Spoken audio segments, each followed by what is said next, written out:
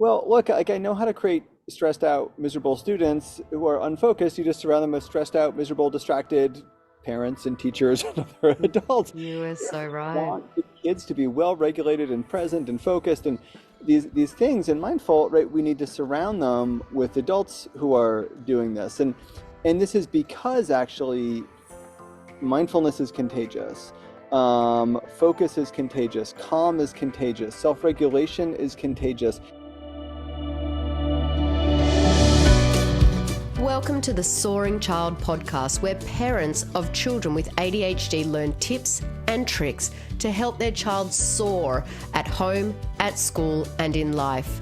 We feature interviews with experts, medical professionals, and parents just like you who are learning how to reduce ADHD symptoms using food and other natural strategies. Because children with ADHD deserve to soar just like every other child. I'm your host, Dana Kay. Hello parents, this is Dana Kay here with another edition of the Soaring Child Podcast. Now, for those that have been listening to the podcast for long enough, you may have heard me talk about the pie. And what the pie is, for those that haven't heard about it before, is basically what we're trying to do when we raise our children is bake a really good pie. Doesn't have to be the best pie possible. It just has to be a good pie. And there are many elements that come with baking a good pie. You know, I've talked about the crust. Obviously, you can't have a pie without a crust. That's the foundation. That's the diet. You know, you can't have a good pie without that really good solid foundation. Then we've got the filling. And then there's all these other little ingredients like the cinnamon and the clove and whatever else you put in to make that really good pie. So today we are going to be talking about one crucial ingredient to that pie, and that is meditation. And that is definitely something that we talk about a lot with the families that I work with inside our program. And so I wanted to go to the expert. I wanted to bring in an expert who can really talk about it from the perspective of that professional. So I'd like to welcome Dr. Chris Willard. He is a clinical psychologist. He's an author, a consultant based in Massachusetts, and luckily, he's sitting outside in the beautiful sunshine, so you can hear all the birds chirping and you can see the sun down on his face. He's spoken in 30 countries. Wow, that's amazing. And he has presented at 2 TEDx events. He is an author of 20 books, including Alphabreaths, which was in 2019, Growing Up Mindful in 2016, and How We Grow Through What We Go Through. Oh, I love the name of that. And that was in 2022. His thoughts on mental health have been featured in New York Times, The Washington Post, mindful.org, CNN.com, and many other places. And he also teaches at Harvard Medical School. I don't know what this guy doesn't do. So now it is time to welcome Dr. Chris Willard to the Soaring Child. Hi, Chris. How are you? Thank you so much for joining us. I'm doing great, Don. It's a beautiful day. I'm just, as you said, hearing the birds. So I guess our listeners will get those too. It's wonderful to meet you and so fun to be here talking about my favorite things to talk about, which is kids and attention and mindfulness and helping kids and helping families. So thank you for having me. Oh, you are more than welcome. And I think the birds add a nice touch. I think, when we think of calm and meditation, we think of, sounds like birds chirping and the ocean and all of those beautiful things. So I think it's fantastic that you are sitting outside. Now, you are a traditionally trained clinical psychologist. What got you so interested in mindfulness and meditation? Yeah, well, there's a few different kind of stories that I like to tell, and one starts when I was a kid, and I was probably like 7 or 8 years old, and going to this very sweet nature camp that my parents would send me off to, and I remember these moments where the counselors would have us go into the forest, and they'd say things like, we're gonna walk as silently as we can in the forest, like walk like a ninja, and then years later, taking a mindfulness course, we did mindful walking and thinking back to that time as a kid and walking without making a sound. You're not focused about, the past or the future or worries or this or that. You're just thinking. what does the forest floor feel like, right? What am I noticing in terms of my movements? And it's kind of like this mindful walking. And then they'd say, we're going to notice all the sounds in the woods. Can you listen like a deer or like a superhero or something? And thinking, well, we're not going to hear anything, right? And then, sure enough, like hear the birds chirping, right? Hear the wind whispering in the trees, hear the brook babbling in the distance, and then doing again this mindfulness course much later, and this was really like a mindful listening meditation. And so I look back and I think, maybe these counselors are just trying to get us, noisy kids to shut up and be quiet, right? Do this. But I wouldn't put it past them as a parent now, and a former teacher. But it was really powerful for me, these little moments. And so many years later, I was actually struggling with my own challenges in college, some executive function challenges, depression, anxiety, some substance challenges, all those kid things, college students are not supposed to do, but are infamous for doing. And took some time off and ended up going on this mindfulness meditation retreat. And it was really life-changing for me. I felt happier. I felt like I could focus. I felt more creative. I suddenly felt like life had meaning. And I worked as a teacher for a few years and then as a therapist. And all this time trying to think, how can I start to bring some of what's been so helpful for me to kids and young people who are really struggling. And so doing some, wrote some books and then doing some talks and speaking, and now being a parent myself, trying to find these ways to really bring it into life for families, for kids that are practical, right? I think, to me, people are like, oh yeah, like good luck, get a kid to sit still for 20 minutes and focus on their breath. Like that'd be amazing, but that's not always how this looks. And we can talk about that as we go too. Yeah. Yeah. Oh, look, I love that story. And it makes me want to, as soon as my kids come home from school, actually take them out into nature and do that nature walk, that quiet nature walk, because I can totally see how, that is a practical, easy way to start their experience in mindfulness. And, I always say that it's better to start it when they're younger, because, to teach, it's like learning a language. If you learn it when you're a fully grown adult, it's much, much harder than, if you're immersed into it when you're a child, it's much easier to grasp the concepts. And it becomes part of your life. You do a little bit every day, and that is your life. I know you talk a lot about how your breath is your superpower. I talk a lot about superpowers on the podcast, but also in my program, because I think ADHD has so many superpowers that we need to embrace. Can you just expand for our listeners today what that means to you? Yeah, what's amazing is our breath. What I often say is our breath, we know we can regulate our breath, right? And if we can regulate our breath, we can regulate our body. Okay, got it, right? But if we're regulating our body, we're regulating our nervous system. Our brain is the biggest part of our nervous system. And then we're regulating our impulses, our attention, our emotions, all of these things that everybody struggles with, but kids with attention issues, executive function challenges really tend to struggle with. So it's amazing that actually just by shifting the way that we breathe, we actually can shift our attention and shift gears to meet the moment for what's required of us. And so this has been really fun for me to kind of think about, how do we teach kids breathing in a way that's fun? My son recently said, I'm never breathing again. Breathing is boring. But how can we make it engaging where we get it to, what the research says is about 5-6 breaths in a minute, which then quiets down the nervous system, sends blood into the prefrontal cortex, which is where our executive functions are, our impulse control, our planning, all our attention, all these things happening in that part of the brain. So it activates that part of the brain. And so we know that by slowing our breath down a little bit, you can say deep breath, but I like to say slow breath. So sometimes kids, especially more hyper kids, like deep breath. Like, no, slow breath, not a deep breath, right? So slower, deeper breaths. And I say, the reset button for your body and your brain, because like if your cable companies, if your internet's not working, what do? You call, my computer's not working. What do they say? Hit the reset button. Works 90% of the time. We humans have a reset button for our brains, and it's in the bottom of our lungs. We have different nerve endings on the top of our lungs than the bottom of our lungs. So if we breathe slowly and deeply, we actually hit that reset button, because these nerve endings then say that get that oxygen, say, okay, calm down, focus for the long term, put distractions away. You're not in danger. You're safe. You can focus on the teacher. You can focus on your parents' feedback. You can make connections. You can read social cues more effectively.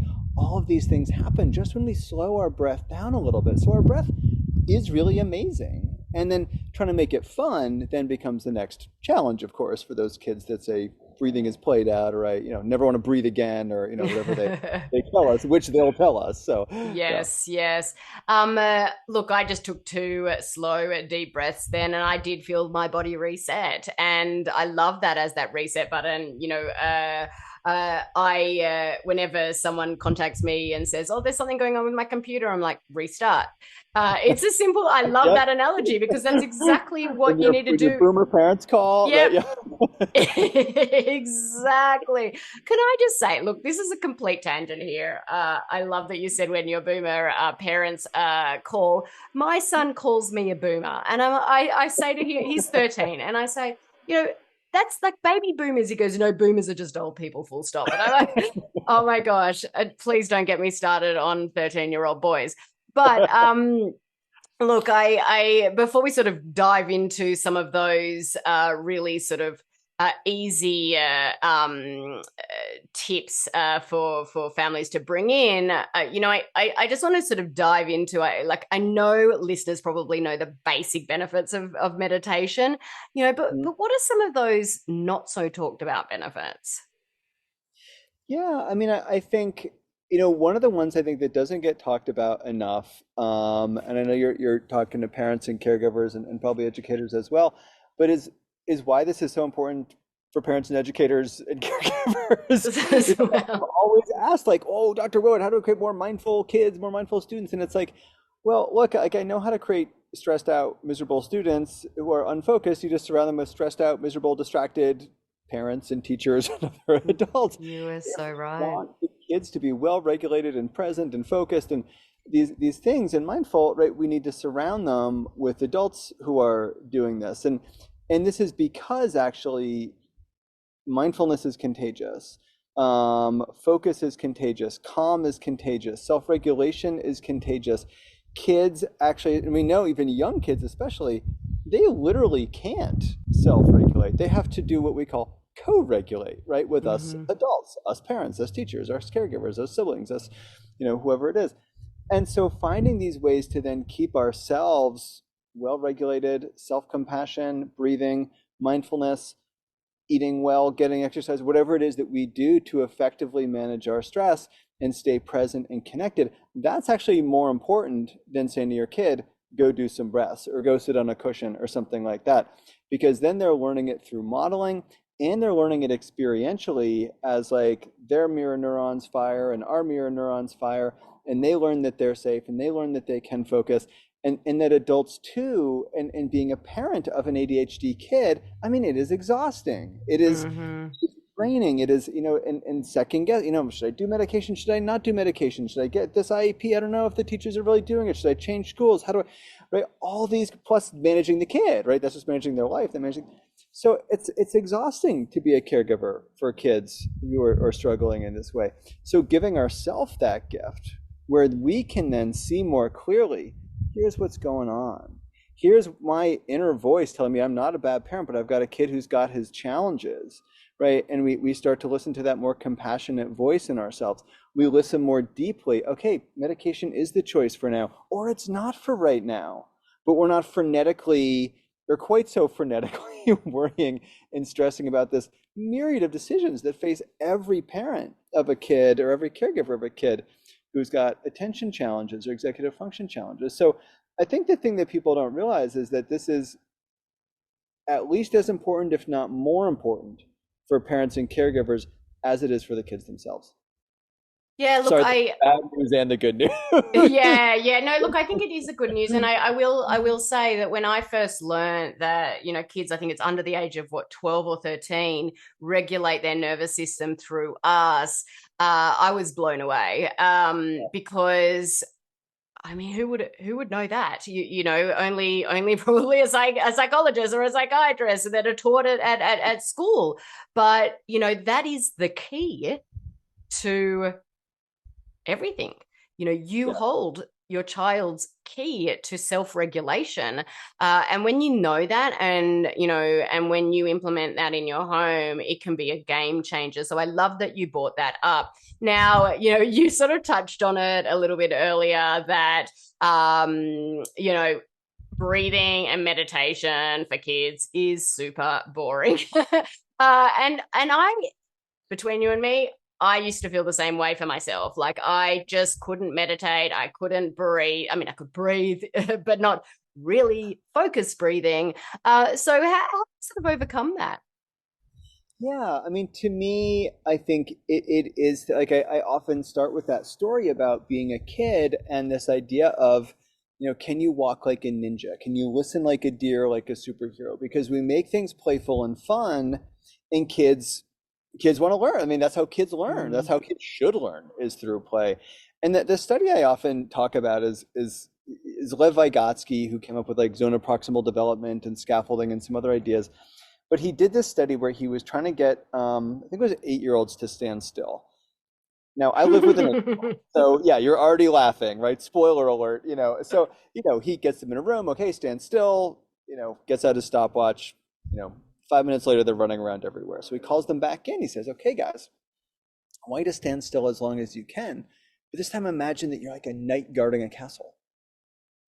And what happens is the kids stay still for like 15 or 20 minutes because he makes it a game. He taps into their imagination. It's like, walk like a ninja, listen like a deer, right? Breathe like a this, breathe like a that, because we make it playful and fun. And then it's really accessible in a different way. And so, for example, what my friend Daniel and I did was we came up with this. One of the things we did was we came up with a book called Alphabreaths, which is like alphabet of breathing for kids. It's like, B is the butterfly breath, like moving your arms, breathing in and breathing back out. Or my daughter calls it the rainbow unicorn mermaid butterfly breath. It totally looks like a rainbow unicorn butterfly. Exactly. So making it fun, or like crocodile breath, alligator breath, I think in the book, right? Breathing in and then snap your jaws shut, right? So having fun, hot chocolate breath, breathe in, smelling, blow out, cooling off, so that it's bringing in imagery, it's bringing in movement. Like these are like the Velcro for our attention. If you say focus on your breath, it's like, well, of course that's boring for us adults. I mean, but if you make it, do some hot chocolate breathing, do some ninja breathing, do some superhero breathing, right? Then we're starting to have fun. And then the other thing we do is we don't want to push it. It's like, okay, timer, we're going to do 20 minutes of crocodile breaths. Like even that's going to get boring after a while, right? We're going to do 5 crocodile breaths for circle time. Okay, we're going to do, 5 hot chocolate breaths before dinner, before homework. And then what also happens is as kids get older, like my son is 8 now, so he's not going to like do butterfly breaths, but maybe what he'll do is he's internalized breathing in and breathing out deeply and slowly, so the image can fall away, the movements can fall away. It's like the training wheels come off, and now he's able to more effectively just focus on regulating his breath. Or we do some visualization sometimes before bed, like imagine you're putting your thoughts on a river floating away. Right. And then he's starting to internalize that for himself because he's at an age developmentally where he can, and he loves writing and creating. So he also then kind of creates this in these ways, or we integrate it into, like playing, we play backgammon. My son just started playing backgammon, thank God, because every other kid's game is so boring. But it's like, like when I'm getting frustrated, I'm like, okay, I don't know what to do. I need a few breaths. Right. And then now he's like, I don't know what to do. I'm going to take a few breaths. Right. So it's like that learning by imitation, right, that he's starting to do. And now he's kind of into some of the breathing and some of the mindfulness stuff. He just actually picked up a book written for grownups about mindfulness called Mindfulness on the Go by Jan Chosen Bays, who's reading it last night. He's like, this book is so cool. It's like, okay, and then there's days that he like smacks his sister in the head with the Alphabreaths book or some other mindfulness book I wrote. But like you get, your mileage varies. But I do think, right, and then making it teen appropriate developmentally, but thinking about this, as kids get older, how can these practices grow with them so that they learn and internalize these self-regulation skills, when to use them, when they need them. Oh, it's exam time, right? Oh, it's this other, like pressures on for focusing, or after this transition, or these other struggles that kids with ADHD we know struggle with. We can start to help them internalize when to use these skills, and it just becomes automatic. Is my hope. Which is what you want to do when you practice something on a regular basis. It all of a sudden becomes your normal, and it becomes instinctual. And that's a lot of about what I talk about in my program, not just around meditation, but around changing the diet, around bringing in all of these other lifestyle strategies that at first, yes, it seems super hard, but if you do a little bit at a little time every single day, in a month's time, you'll turn around and like, this is your normal life now. So I get that. If you've got, say, your son's obviously grown up with it. So I've got probably a two-part question here. I'm curious to know, like, how often did you expose them to, was it on a daily basis? Was it, just when you remembered, or what, how often did you expose them to this as they were growing up? Yeah, the reality is probably a little bit more the latter, like what I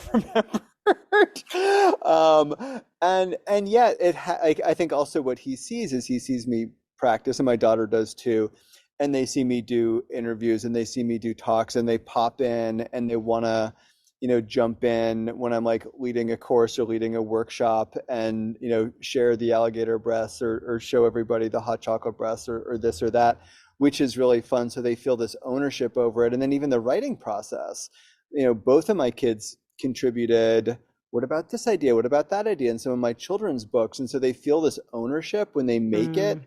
When I work with kids too, it's like, here's Alphabreaths, or here's some different ways of breathing, but what's some that you might like? And then they feel this creativity, so they get this ownership over it. So with my kids, it's really hit or miss. They're very into right now doing like a visualization before bed that really ticked up, and I don't know, 4 or 5 months ago.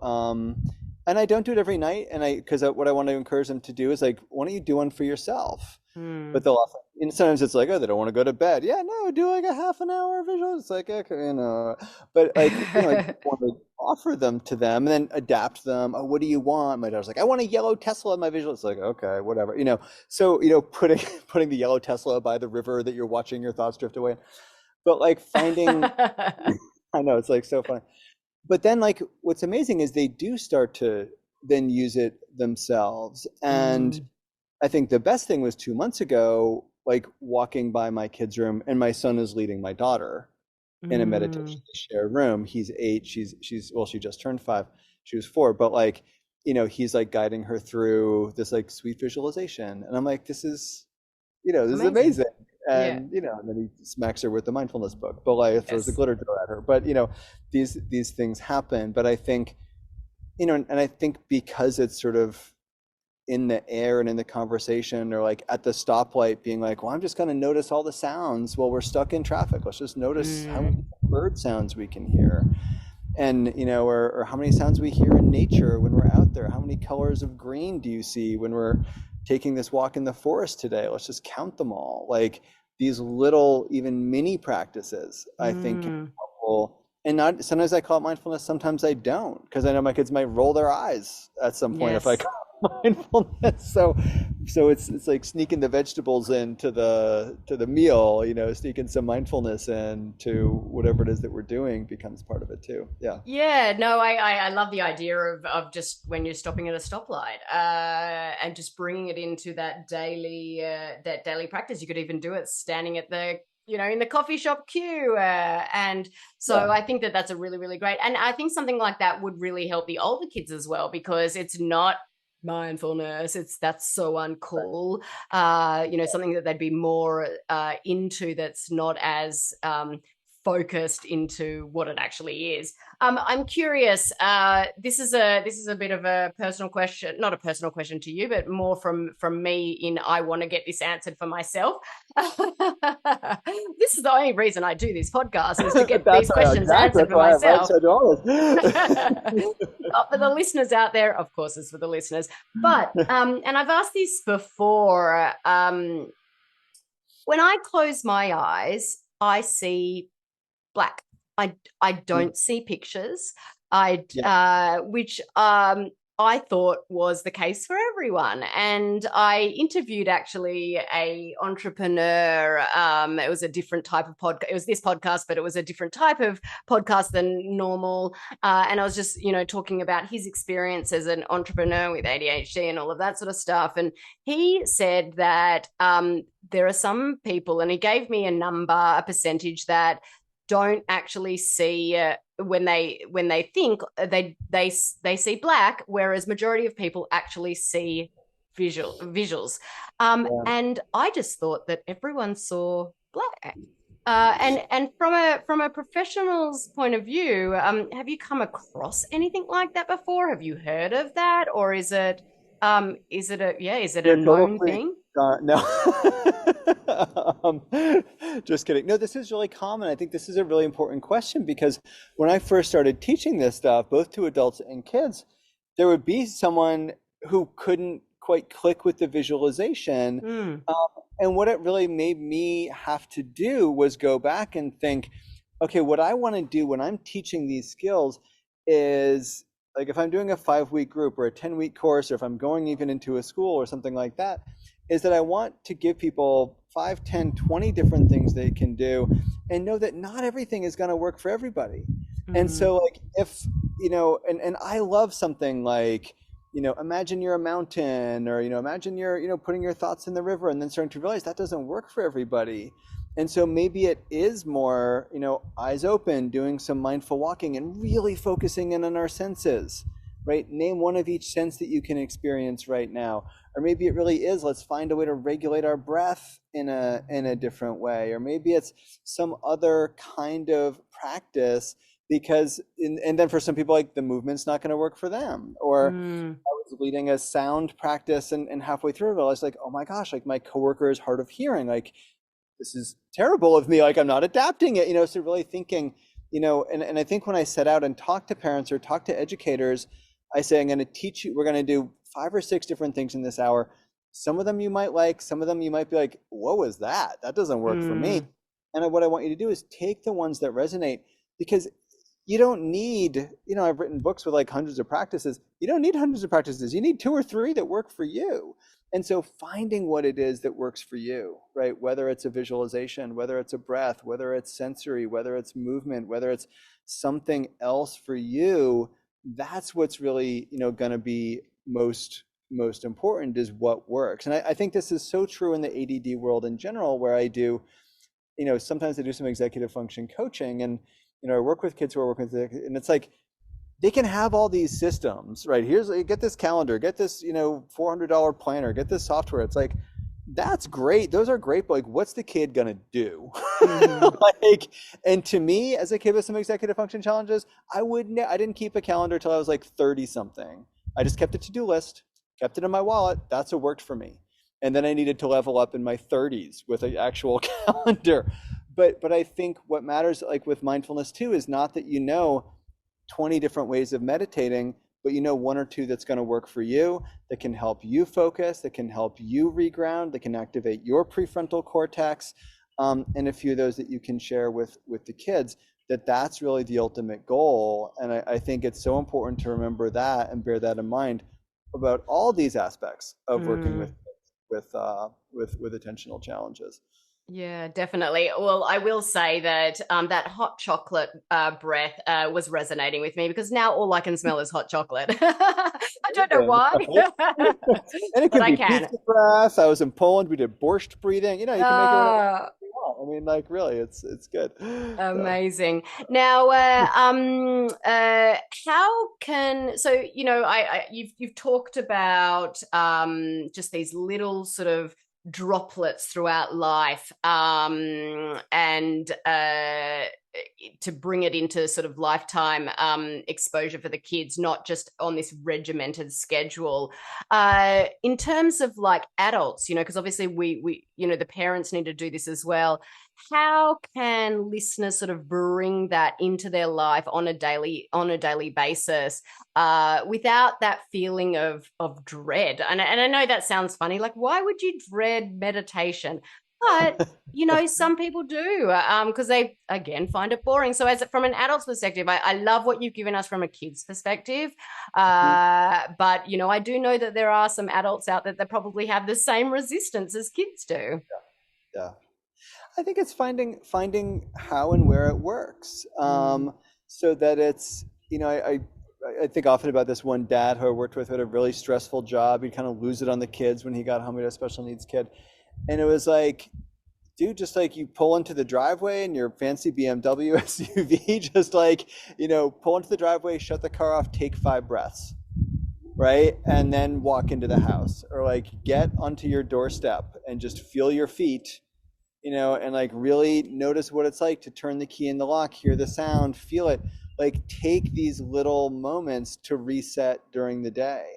Or as parents, it's like we don't have a lot of time, right? But it's like those mornings that I'm up before the kids, which now actually the kids are up before me, which is nice and not nice, as a son challenge. But like it's, but like taking that time to, just like listen to 10 sounds, or after the kids are in bed, like mindfully wash the dishes. Or if that feels like too much, it's, just like, okay, like, before bed, I put my screen away. I just do 2 minutes of meditation, and see what that does. Or after drop off, okay, before I start the car, again, like we have these little moments that we can, that we can access, where we drop in, noticing sounds, feeling our feet, doing a visualization, shifting up our breath ratio, and then also doing it with the kids. So it's like, okay, before we play the game, before dinner, before bed,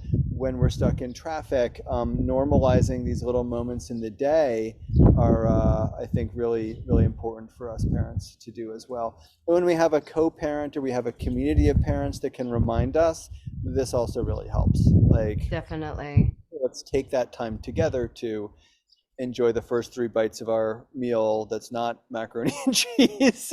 And there's no macaroni and cheese in our house. Yeah. No, look, I do love that, and I think I want to give the listeners a bit of a challenge today, and that would be, as soon as you finish this podcast, turn it off and just spend 2 minutes doing one of these exercises. Do you want to notice visuals around you? Do you want to notice the sounds around you? And just spend 2 minutes, because I really like that, because it feels like you're not just sitting there breathing. It actually provides an activity, but at the same time, you're getting the same benefits. Well, look, Chris, I think this is a perfect time to end up now. I just want to thank you for joining me today and sharing your knowledge and experience with all of our listeners. Please tell listeners where they can find and follow you online. Absolutely. I'm drchristopherwillard.com, like drchristopherwillard.com, and then usual social media channels at Dr. Chris Willard, Dr. Chris Willard. So yeah, find me in any of those places. Thank you. Fantastic. So we'll also drop those in the show notes below. Thank you once again for joining me today. Listeners, thank you for tuning into this week's episode of The Soaring Child. I'm Dana Kay, your ADHD health practitioner. Keep on thriving. Thank you for listening to the Soaring Child podcast today. To learn more about how to help your child with ADHD soar using natural strategies, visit our website at ADHDthriveinstitute.com and follow us on social media at ADHD Thrive Institute.